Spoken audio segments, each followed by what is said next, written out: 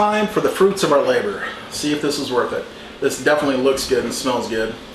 Yes, it does. Oh, look at that. That is some good looking chicken and dumpling right there.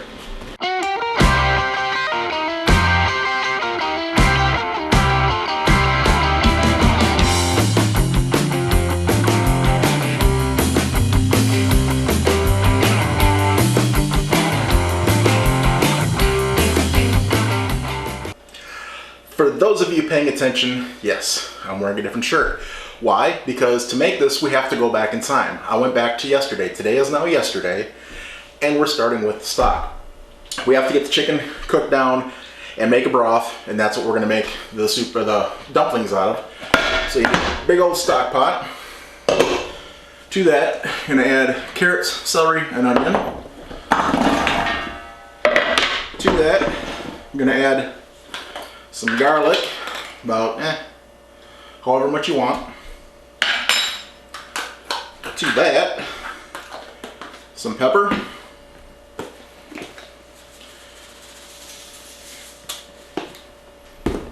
That's about enough. Some salt. Now, because this is it's not a grown hen, this is a young fryer chicken, it's going to be lacking on chicken flavor, so I'm going to add some granulated chicken broth, bouillon. Start with that. If I need to adjust later, I will. And to that, I've already got my chicken cut up. I cut the backbone out. That's going to go in. The rear quarters, the wings, the breasts, I just cut it up to make it easier to fit in the pot and to cover with water. And that's it. Now you're just going to cover it with water. I'm probably going to cover it by about an inch. Bring it to a boil, lower the temp down to a simmer, and I'm going to cook it through until the temperature of the chicken reaches 160 degrees. At that point, I'll pull the chicken out, let that cool, and I'll probably continue to boil the liquid down to concentrate the broth depending on the flavor. But first, let's get this on the stove and get it cooking. Oh, it smells good. So it's been boiling away, simmering away. Chicken is up to temp. I'm going to pull the meat out. This meat's going to cool down. I'm going to strip the meat off the bone. Then I'm going to put all the bones back in here. And I'm going to continue cooking the broth down. I want this to be very, very flavorful broth for this chicken and dumplings.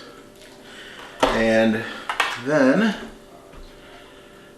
what am I missing here? 1, 2, 3, 4, 5, 6. Got them all. Alright, so that is just gonna boil down, give it a little bit of a taste.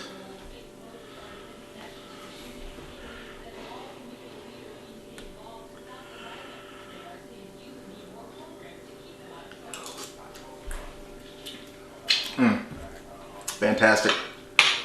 Very fantastic. It's a little fatty. The reason we're doing it this way the day before, I didn't mention earlier, is we're going to take this, once I get the broth boiled down, I'm going to strain it out, and we're going to put it in a dish and put it in the fridge. That way overnight, all the fat can rise to the top, make a fat disc, and we can strip that fat away and have just the pure broth. My dad does not, he has had dumplings before and does not like them because of the ones that he's had, because they're really fatty, and he doesn't like that chicken fat flavor in this.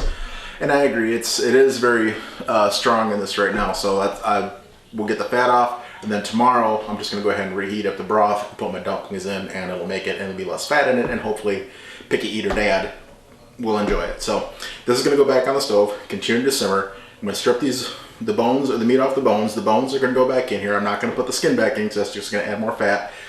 Again, I'm going to let it cook down a little more to intensify the chicken flavor and get it in the fridge. So we'll probably end right here for today, and I'm going to jump back in the time machine and we'll go to tomorrow and we'll pick up from there. So I've stepped out of the time machine. I'm back here. It is now tomorrow, which is today. I don't know how that works, but here I am, and we're going to do the dumplings. We're going to get this started, and it's got to rest for a little bit. So once I get these mixed and get it to rest, I'm going to go ahead and put the broth back on. So we have, oh, by the way, this is my friend Trent. Hey, I don't know anything about cooking. I'm flying by the seat of my pants. Yes. At least he has pants on. So we got 1 cup. All these are doubled, but we're doing a double batch. But for a single batch was it was 1 tablespoon of shortening. well, flour first. 1 cup of flour. 1 cup of flour, all-purpose. all-purpose flour, 1 tablespoon shortening. which will go in there in a bit. And then we've got 1 teaspoon. 2 tablespoons of butter. Then we've also got 1 teaspoon of baking powder and a 1/4 cup of milk. 1/4 cup of milk. The butter needs to be softened so it's at room temperature. And I'm just going to guesstimate. Is that milk a quarter or a third? It's a half because I doubled it. Oh, okay. 2 tablespoons of shortening. Like I say, we're just going to fudge that one because I don't want to get the tablespoon dirty. I need that for another one. And then you kind of want to mix it with a fork like you're making crumbs with the flour and the butter. Coarse crumbs. Like you're making a pie crust, basically. This is called cutting in. Okay. What it does is it takes the flour and cuts it into smaller pieces and coats it into the butter, and the butter will be isolated, and when it melts it'll form more of a cohesive dough, or even flakes if you're doing this in a biscuit or a pie. And that's what makes them flaky. See, knowing me, I would have just melted the butter and pulled out a whisk and just went to town. You could have melted it. It wouldn't. I don't think in a dough like this it's going to make much of a difference. You just want it to be to a crumbly texture, kind of like that, where you got chunks of crumbs in there. Okay. That's how you cut in. Next is going to be your milk, and just pour this. Gotta get all the dries together, then gotta get all the wets together. You got to get all the Gotta wet your dries. muffin method. Yes, you want your dries and your wets, but this one here you're just adding milk to make a dough. But yeah, and sugar. If you're ever making something that calls for wet ingredients mixed, sugar is considered a wet ingredient. Really? You mix it with the eggs and the milk. Did not know that. Yep. So now I'm just going to mix this together till a dough forms.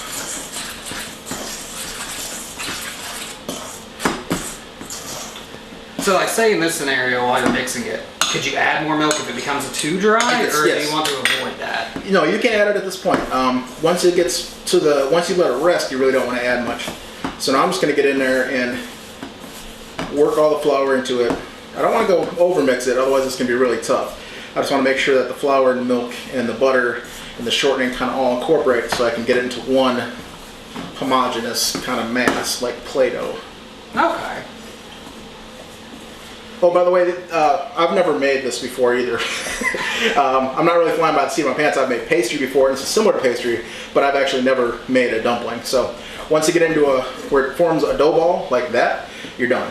Okay. Now this just needs to sit and rest for 20 to 30 minutes. So we're going to let this rest, and while it's resting, we're going to put the broth, which has the fat taken off the top. It's in the fridge. My mother removed the fat last night once it became a disc. And like I said, my dad doesn't like fat, too much fat in his dumplings, so we'll get that, and we'll get that to start to simmer. By the time that's up to a simmer, it should be time to roll these out and get them in the broth to thicken up and become dumplings. So be back in just a moment. So it's time to roll these puppies out. Need it on a floured work surface so it doesn't stick. You can use pastry sheets, you can use whatever you want. If you have a clean enough surface, which we do, we clean it regularly, and you just want to spread it out. You're going to take this into roughly a single batch would be a 10 by 10 square. Our double batch, we're looking at about 10 by 20. And I'm just going to get a little flour on both sides, a little flour on the rolling pin, and you're not really looking for a thinness here, you're looking for the fact that you want a certain size. Okay, so it's less important, you know, if one is maybe a 1/4 inch thinner than the next. Well, you want individual consistency across, but normally you'll find something that says roll it out to a 1/4 inch in thickness. Or in this case, you're looking for dimensions. No matter how thin it would get, the recipe should come out to the right thickness if you go 10 by 20 in this case, or 10 by 10. It also is going to give you, if you roll it out into dimensions, it's going to give you the proper amount of servings.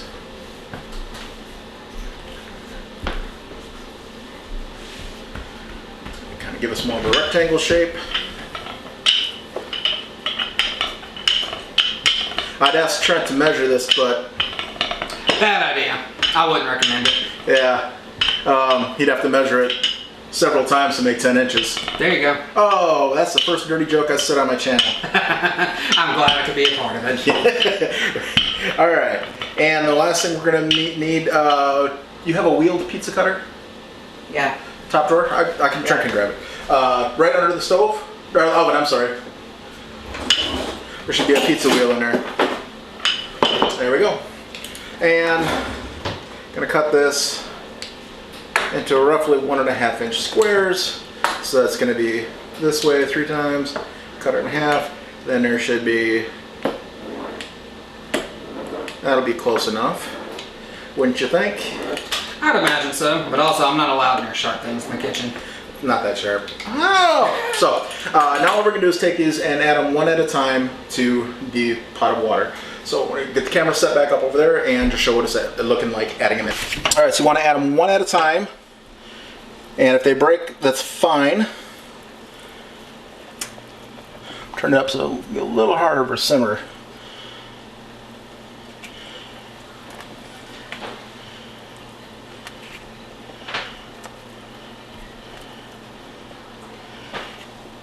And the flour that's in there is going to come out and it's going to thicken up the broth.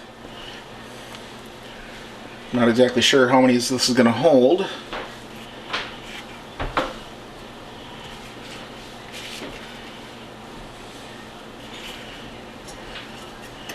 A gentle stir, very gentle.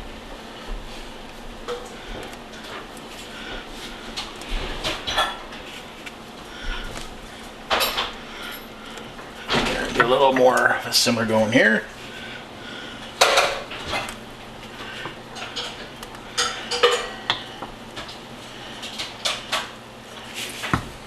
That's probably as much as I'm going to get in there comfortably.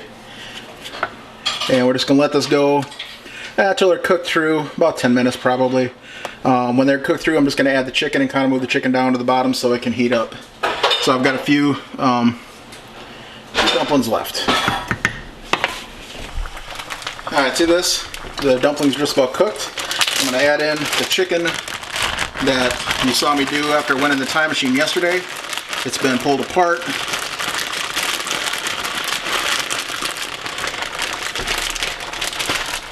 I'm going to add that so that can heat through.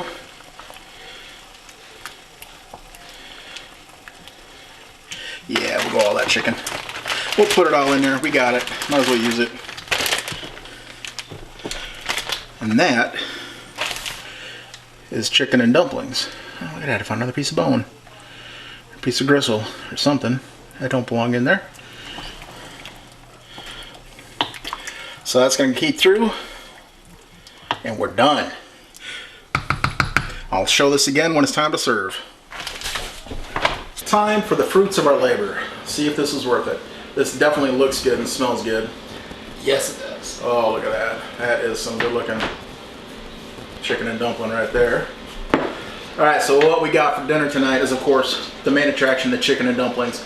I made a corn casserole as well. My girlfriend brought her some black-eyed peas and some green beans, both with onion and bacon, and I made some hot water cornbread. So if that is not a southern enough meal for you, you can... So we're going to have a taste. Alright. It's going to be hot, so be careful. I definitely want to get a dumpling first. I know the chicken is going to be good. No, I didn't salt and pepper this. I'll let everybody do that individually. That's a good dumpling. Did you chicken it? Yeah. That chicken turned out really good. Yeah, it did. The dumplings did too. It did. The chicken and dumplings come in number 9 on the Southern Essentials list. I've got another one knocked off. I've got actually knocked off 2 of them today. I knocked off the cornbread because I only did 1 cornbread, but it said cornbread subtypes. I did a 2nd cornbread, the hot water, and the chicken and dumplings. So that's 2 finished on the Southern Essentials every Southern cook should know list. So I give this a success. I give it a thumbs up. What do you think? Oh yeah, absolutely. And that's coming from a southerner. Wendy, did you get a taste yet? I would like you to taste this off screen. You don't have to be on camera. Oh, what am I tasting? The chicken dumplings. Oh, she's the critical one because she's the southerner, and there's Nana, right? That made it. And I want to see if it's probably not as good as her Nana, but I want to see what she you can't thinks. fight with the ancestors, man. Well, this would be her husband's mother, her ex-husband's mother.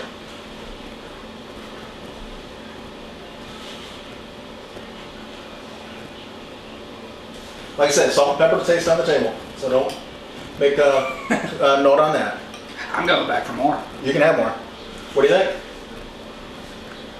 Will that pass? It's not as good as Nana's, but is that a good chicken pepper? Okay.